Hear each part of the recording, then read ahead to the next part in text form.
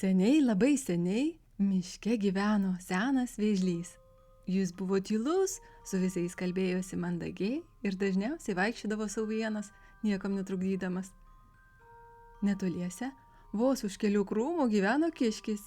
Jis buvo visai kitoks. Jam patikdavo daug šnekėti, pasakoti apie savo greitas kojas ir kiek lenktynių jis yra laimėjęs.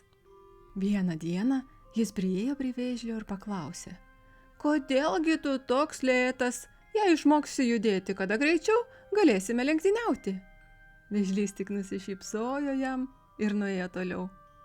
Bet ir kitą dieną jis klausė vėžlio: "Na, ar jau išmokai greičiau judėti? Ar jau pasiruošęs bėgioti?" Ir taip vis stengėsi kiškis vėžlį paerzinti, kol vieną gražią dieną vėžlys jam atsakė: "Gerai, aš priimu iššūkį." Jis apsidairė ir pamatė, kad kiti miško gyvūnai labai susidomėjo ir jį palaiko. "Tai bus smagu pažiūrėti, kokios lenktynės!" Visi nekantravo. Po kelių dienų prasidėjo lenktynės. Viso miško gyventojai susirinko, norėdami pamatyti šio didžiojo iššūkio rezultatą.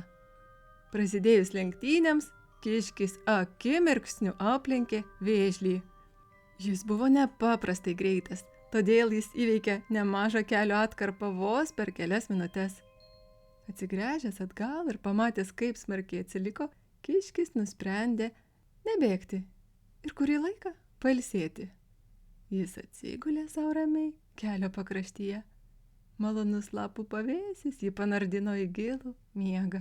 Tuo tarpu vėžlys ir toliau ėjo, iš lėto, nepasiduodamas ir nesustodamas. Laikui bėgant jis pamažu pasivijo kiškį, kuris vis dar miegojo. Lėtai, bet užtikrintai, vėžlys pasiekė finišo liniją ir laimėjo lenktynės.